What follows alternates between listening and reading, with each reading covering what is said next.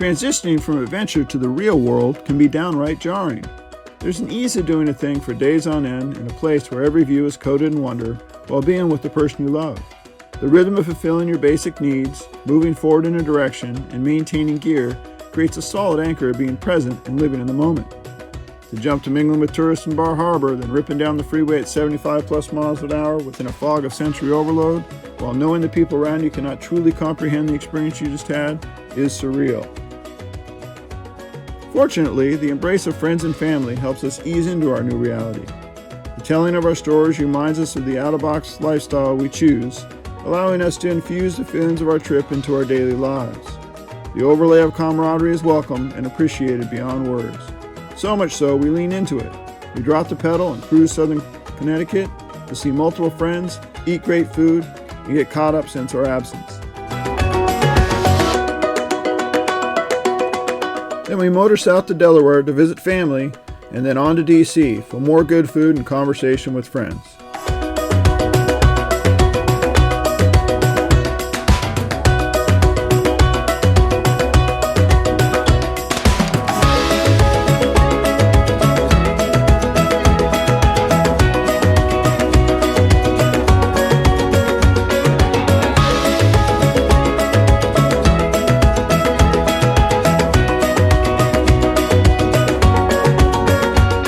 Onward west, next up, Cincinnati, to interfere in the lives of our non-vagabonding superachiever friends who most aspire to be like.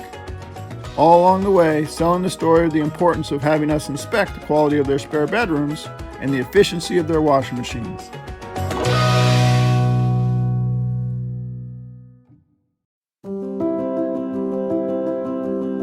As we crossed over into Wisconsin, we were greeted with the brilliant colors of fall. Though I haven't lived in Minnesota since I left for college years ago, my rural Minnesota roots are there, and every time I return, the familiarity of the landscape envelops me. Minnesota is known as the land of 10,000 lakes, but there are actually over 11,000 of them. Yes, really. The expanse of dark sky with a clearly visible Milky Way and an occasional show of the northern lights, the sound of crickets in the fields and frogs in the ponds. My heart warms when I'm greeted with that Midwestern niceness. Strangers make eye contact and say hello, daily conversations about the weather are regular, and people driving by a pedestrian actually give a wave from their car. Yes, that really happens. Minnesota niceness is real. I get a little twinge in my heart as we pull into the driveway at my parents' home. I can't wait to share the details of our sea kayaking adventure, the wildlife sightings, our experiences on the water. My dad is an avid outdoorsman, a true Grizzly Adams. He spends his time hunting and fishing, putzing in his wood shop and shed, clearing trees on his 80-acre property. Just before our trip, one of the handles on our kayak broke, so in true Minnesota practical fashion, he scrounged around and found an old wooden pull handle from a lawnmower, polished it up, and mailed it to us as a replacement. But sadly, my dad won't be here. He was taken suddenly from us several months ago from COVID, and we are still learning to live with that empty space.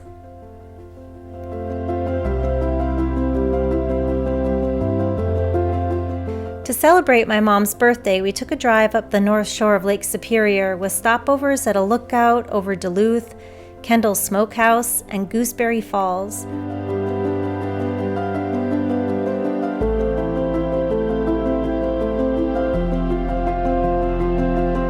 We spent the night in Danger Castle and went to the Danger Castle Brewery to enjoy our smoked whitefish and a beer. The next day, we drove up to Nanabujou Lodge, just north of Grand Marais. This gorgeous lodge, perched on the edge of Lake Superior, was built in 1927 and was an exclusive private club that hosted such visitors as Babe Ruth and former heavyweight champion Jack Dempsey. The ceiling of the dining room is in the shape of the inside of a canoe and decorated with Cree Indian designs. Nanabujou was very special to my parents as they spent time here over their 56-year marriage. This is my first visit here, and John and I feel lucky to share this space with my mom. As we sit on the deck of the lodge and let memories of my dad wash over us.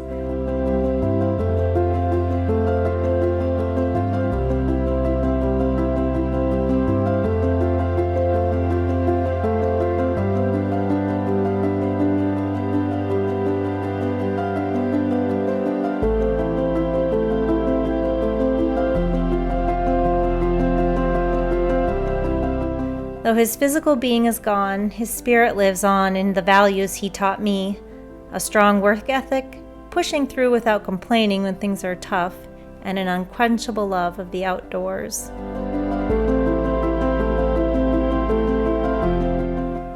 Back in Little Falls, we are greeted with the first snowfall of the season, and after a deer hunting weekend reunion with my brother, who's flown back to the States from his Navy job in Japan, and my son, who's in college in Connecticut, and of course more good food, it's time to head westward once again.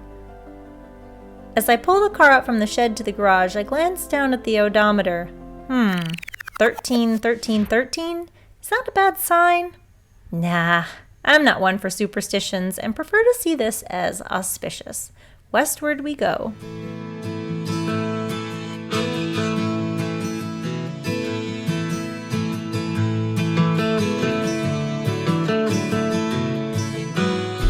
There it is, the Corn Palace, Mitchell, South Dakota.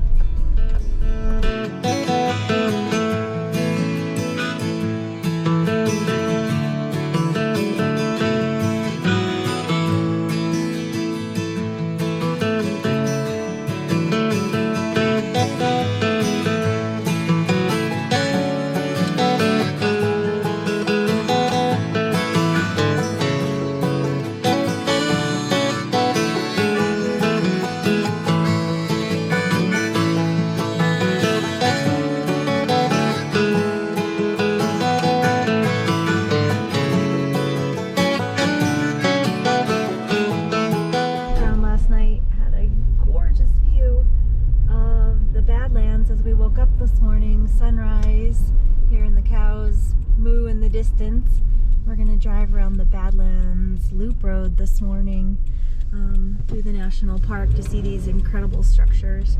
I was here years ago. I think I was about 12 years old, and I haven't been through this country since then, so it feels very surreal. Last night we drove past a prairie dog place where you could feed the prairie dogs, and I remember being there as a kid. Still there. It was a little chilly last night in the tent, got down to around 30.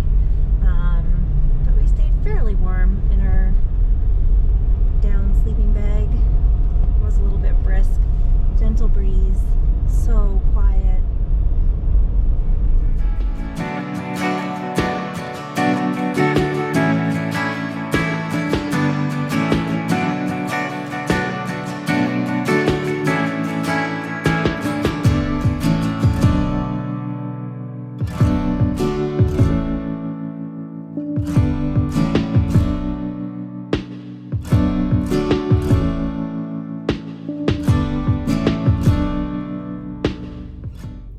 Roadblock here in the Badlands of some bighorn sheep. The sheep is standing down the car in front of us, protecting his little ones on the far side of the road who are eating at their casual leisure. Yeah, this one, yep, there's some over on the side, and this guy here is just not letting anybody pass. And he is just standing there so Yeah. fierce.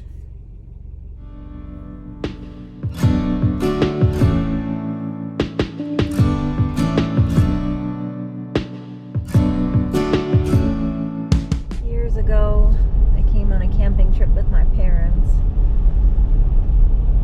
to this area through the Badlands, through Yellowstone, and we reached the Badlands. I'd never seen anything like this before. Around every corner we would say, oh, look at that, look over there, oh, how amazing. Every turn was just otherworldly. Felt like being transported to another world, another planet. And I think I was about 8 or 9 years old. Today, decades later, it's still the same. Every turn is amazing. And the light changes it. The shadows bring out all the relief in the rock. After sunset and at dawn, everything blurs together in the soft light. Yeah, my dad was a nature lover. He noticed the deer off in the distance that no one could see. He would spot them immediately. We had deer walking through our campsite this morning. Beautiful.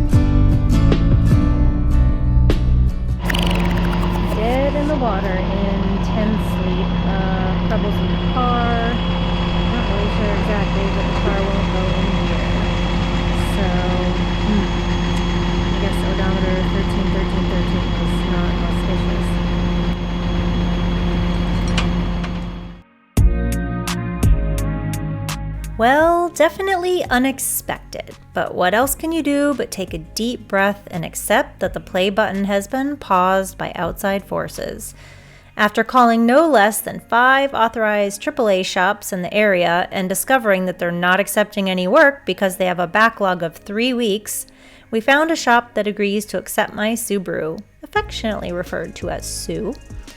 So, ironically, we take a 2.5-hour ride in the tow truck back up and over the Bighorn National Forest from whence we came to Gillette, Wyoming. After dropping the Subaru off at the Platinum Auto Shop and checking into a nearby hotel, which will be our home for the next week, because unfortunately it's the transmission and it has to be shipped from out of state. Boo. With a snowstorm in the forecast, we hunker down in our new workspace and stretch our legs in town to find some good eats at the Ranch and Roost and Big Lost Brewery. When handed some unexpected free time, what else can you do but take a deep breath and chill?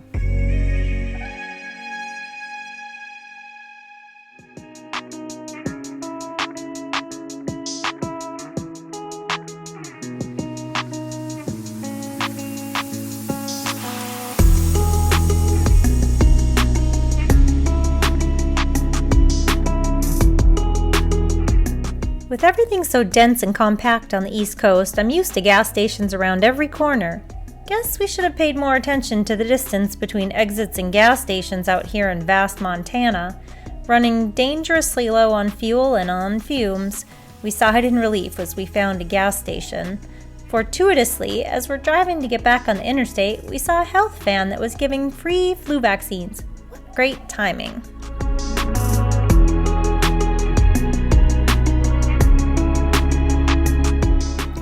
Driving through Montana is a deja vu experience for me. I was a sales rep for many years, with Montana being a part of my territory. I drove the state many times in all the different seasons of the year. The roads, the hills, and the very feeling of Montana are a part of me. While it has blossomed in population since my last visit, some of my favorite spots still exist, and the very feeling is the same. Katie discovered the Sapphire Motel right in the heart of Bozeman. It has a fun 50s, 60s vintage vibe, and a reasonable price to boot. Had it been here when I was a sales rep, in its current form, I would have stayed here every time.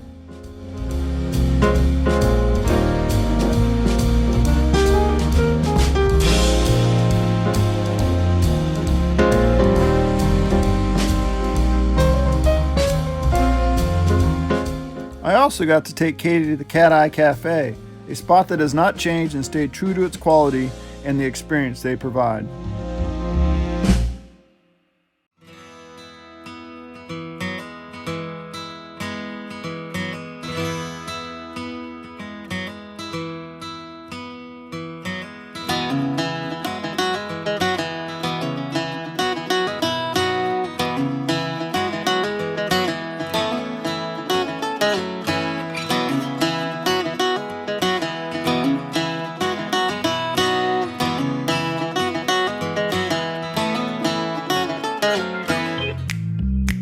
Coming back to Tacoma is always a mixed bag of feelings for me.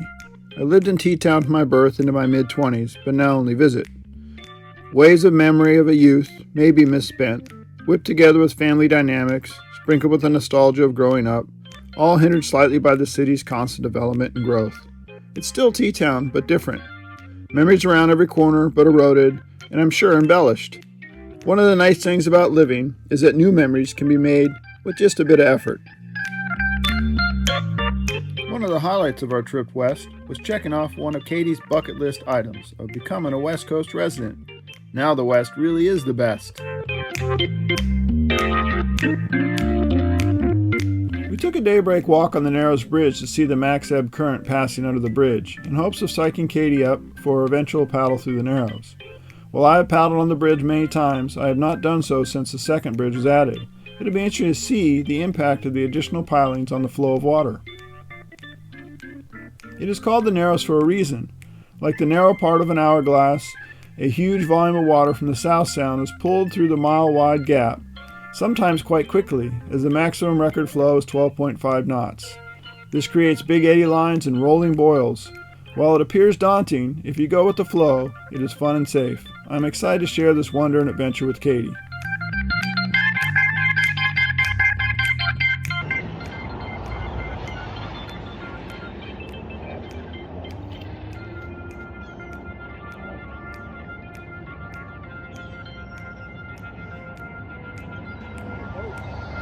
To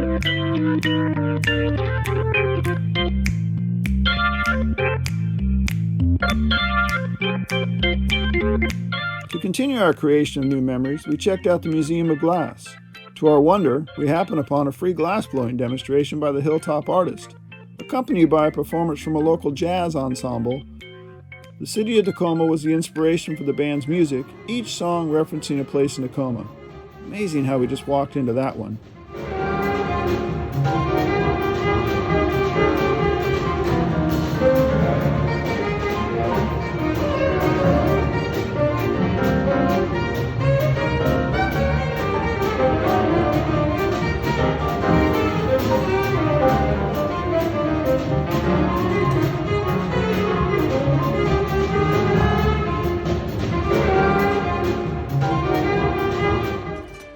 With the 88-day paddle trip and drive across the country under our belt, it's time for a new adventure.